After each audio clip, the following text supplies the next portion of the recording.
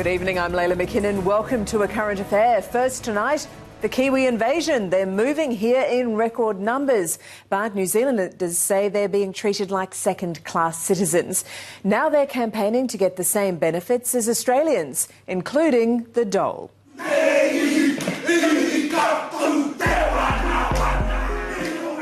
Well, I would just like to be entitled to the same benefits as any other immigrant.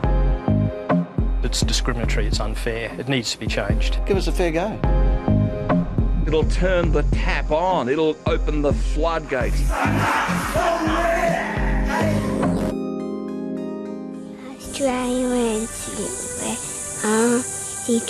5-year-old Toby Benjamin is a Wallabies fan who knows the words to our national anthem better than many of us. With gold and soil and red potato. But because his parents are New Zealanders, Toby is missing out.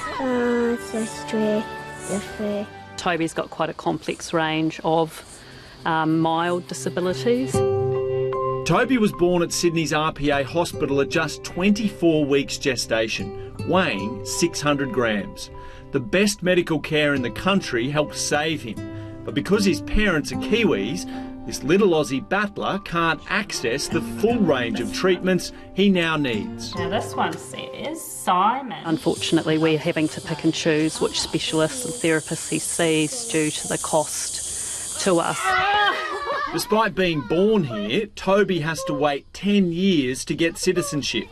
His parents can never get it. Do you need help? He receives 15 speech and therapy sessions per year through Medicare, but Mum Angela says that's not enough. iPad. If we had access to more funding, we'd be able to do a lot more early intervention with Toby that we're not currently able to do. I'm not advocating that as soon as Kiwis come over here, they get everything. Chimbali.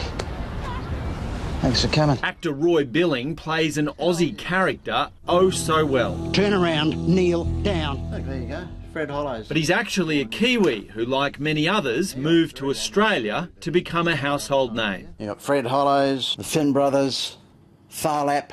You know, give us a fair go. We're all Kiwis. We love it here. Roy became an Australian citizen nearly 20 years ago before the rules changed. He says the current system is unfair. 600,000 Kiwis living here who pay about $5 billion in taxes, so it's not as though they're bludgeoning off the system. And now all those Kiwis are demanding change. We want to become citizens, be able to vote, have some effect on how our tax money is spent. Toby will be going to school this year. David Faulkner is from Oz Kiwi, a lobby group formed after the introduction of the National Disability Insurance Scheme. New Zealand citizens working in Australia will pay the extra tax to fund it, but can never use it. It's discriminatory, it's unfair, it needs to be changed. Oz Kiwi is lobbying for the same rights as Australians who move to NZ. Voting after 1 year, welfare and sickness benefits after 2, and citizenship after 5 years. A big difference to their rights here. The waiting period is forever for New Zealanders, forever for citizenship, forever for a student loan, and it's a 10-year waiting period for a once-off single payment of unemployment or sickness benefits. The citizenship rules changed in the Howard era. Kiwis can still live and work here indefinitely, but if you arrived after 2001, citizenship is almost impossible. Actor Russell Crowe moved here when he was 4 and was even honoured as an Aussie legend on a postage stamp, yet still doesn't qualify for citizenship. Since these restrictions have come in 2001, migration from New Zealand has actually increased. It shows New Zealanders come over here to economically better themselves. They haven't been coming to bludge because they can't.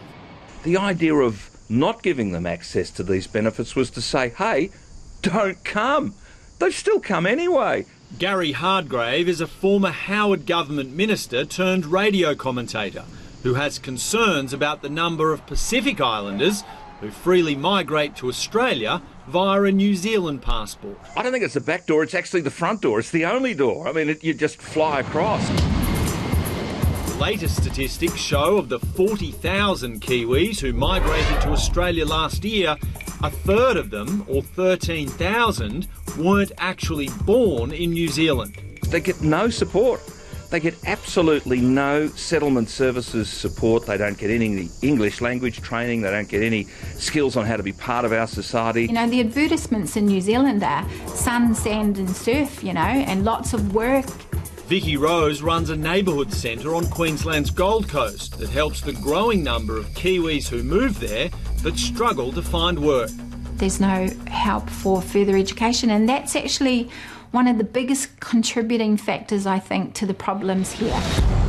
Chief Superintendent Stephen Hollands also says New Zealand citizens are overrepresented in Gold Coast crime statistics. It's a lack of social infrastructure and money issues, accommodation issues, and generally a lack of support networks in place. If you think the trickle of trouble we've got right now is an issue, open the floodgates up by giving everybody the dole, it'll be a dam burst. There are too many New Zealanders here who are now second-class citizens. Population researcher Dr Bob Birrell says those Kiwis already living here are suffering, but it will only get worse while thousands more keep flowing in. I think it's a disgrace that the Australian government has just allowed this situation to fester. We need to provide them with access to residency and citizenship, but at the same time turn off the tap so that the problem doesn't get worse. Poor Toby, I don't think anyone would begrudge his family some help.